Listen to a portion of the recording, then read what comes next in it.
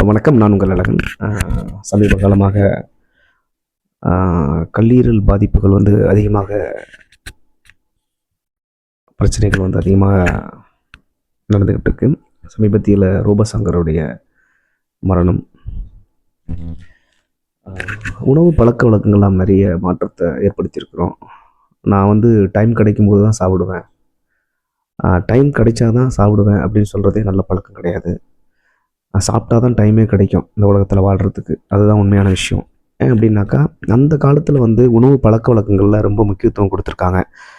நீராகாரம், பழைய சாதத்தெல்லாம் வீண் பண்ணாமல் தண்ணி ஊற்றி வச்சு அதை சாப்பிட்டு மக்கள் வந்து 100 வயசு வரைக்கும் வாழ்ந்திருக்காங்க. இப்போ உள்ள காலகட்டத்தில் பொருளாதாரத்தின் அடிப்படையில் தேடல்கள் நிறைய இருக்குது. வீடு வாங்கணும், கார் வாங்கணும், வசதி வாய்ப்பாக வாழணும் அப்படிங்கிற அந்த வாழ்க்கையை வந்து நோக்கி ஓடிக்கிட்டு இருக்கும்போது வந்து பார்த்தீங்க அப்படின்னாக்கா, சாப்பிட டைம் கிடைக்கல அப்படிங்கிறது வந்து நம்ம நிறைய பேர் பயன்படுத்துகிற வார்த்தை. யதார்த்தமாகவே நம்ம பயன்படுத்துகிறோம்.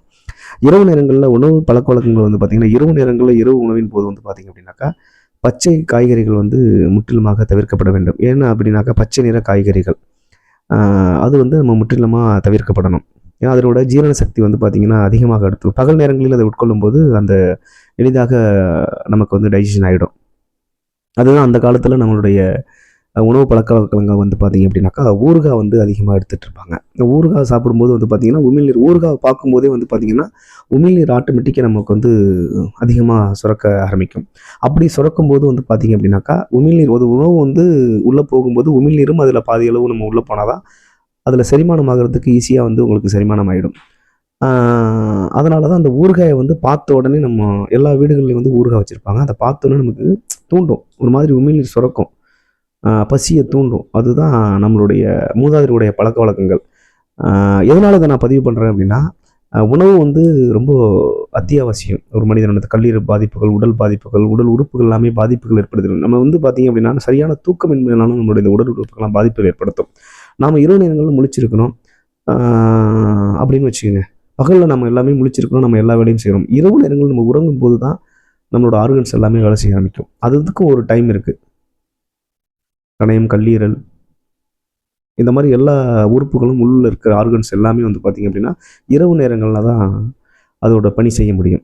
நம்ம வந்து பகலில் பணி செய்கிறோம், அது வந்து நம்மளோட உள்ளுக்குள்ளே இருக்கிற ஆர்கன்ஸ் வந்து இரவில் வேலை செய்யுது. அதனால தான் நம்ம வந்து நம்ம முழிச்சுக்கிட்டு இருந்தோம்னா அதுங்களால அந்த ஆர்கன்ஸால் வேலை செய்ய முடியாது. அதனால தான் நம்மளை வந்து கீழே சாய்க்கிறதுக்கு தூக்கத்தை ஏற்படுத்தும். நம்ம தூங்கினா ஒழிய அது வந்து ஆர்கன்ஸ் அப்போ தான் வேலை செய்ய முடியும். இதுதான் யதார்த்தமான நிசப்தமான உண்மை, இயற்கையின் இதுதான் ஒரு இது.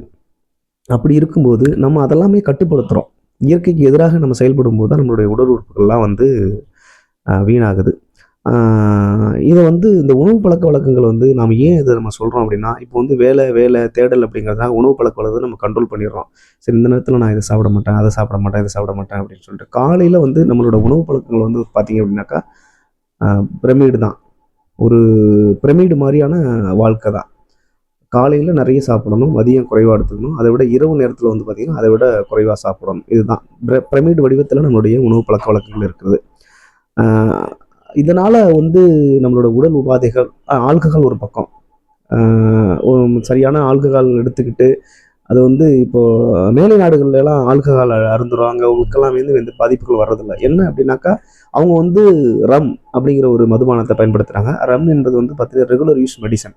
இந்த ரெகுலர் யூஸ் மெடிசன் அப்படின்னாக்கா ஒரு உணவுக்கு முன்னாடி கொஞ்சமாக எடுத்துக்கிறாங்க. அது வந்து அவங்களுக்கு வந்து எந்த மாதிரியான உடல் உபாதைகளையுமே ஏற்படுத்துவதில்லை. இப்போ நாம் அப்படி கிடையாது. உணவை கம்மியாக எடுத்துக்கிட்டு மதுவை வந்து அதிகமாக எடுத்துக்கிறதுனால அதுக்கான பாதிப்புகள் அதிகமாக ஏற்படுத்துது. கல்லீரல்கள் வந்து உணவுடைய பழக்க வழக்கத்தினால இந்த பாதிப்புகள் ஏற்படுத்துகிறது.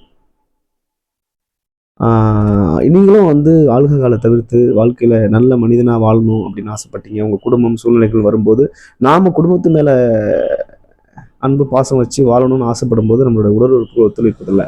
அதனால் ஆல்கஹாலை முற்றிலுமாக தவிர்த்துருங்க. உடல் ஆர்கன்ஸ் வந்து பார்த்திங்கன்னா, நீங்கள் உறக்கத்தில் இருக்கும்போது மட்டும்தான் ஆர்கன்ஸ் வேலை செய்யும். அந்த ஆர்கன்ஸை ஃப்ரீயாக வேலை செய்ய விடணும். அப்போ தான் நம்மளுக்கு எந்தமான பாதிப்புகளும் இருக்காது. அதனால் இப்போது நகைச்சுவை நடிகர் ரோபோசங்கர் கூட மறைவு வந்து பார்த்திங்க அப்படின்னா நிறைய வீடியோவில் அவரே சொல்லியிருக்கிறாரு, நான் வந்து அதிகமான ஆல்கஹால் எடுத்திருக்கிறேன், நான் அடிக்காத சரக்கே இல்லை அப்படின்னு சொல்லி அடித்து பேசுவார். ஏன்னா ஆல்கஹால் எடுத்துக்கிற அளவுக்கு உணவு எடுத்துருந்தாருன்னா இந்த பிரச்சனைகள்லாம் வந்திருக்காது. ஜாண்டிக்ஸ், அதான் மஞ்சக்காமலை அப்படிங்கிறது வந்து பார்த்திங்க அப்படின்னா உணவின் தரம் மாறுபடுவது சரியான தண்ணி குடிக்கிறதில்ல, அப்படின்னு சொல்லிட்டு நிறைய டாக்டர்ஸ் அப்படின்னா இயற்கையை யாராலையுமே எதிர்க்க முடியாதுங்க. இயற்கையை மாற்ற முடியாது. இயற்கையோட ஒத்து போனால் உடல் உபாதைகள் எதுவுமே இருக்காமல் நல்லா வாழலாம். கண்டிப்பாக என்னோட வீடியோவை சப்ஸ்கிரைப் பண்ணுங்கள், என்னோட சேனலை சப்ஸ்கிரைப் பண்ணுங்கள். தேங்க்யூ.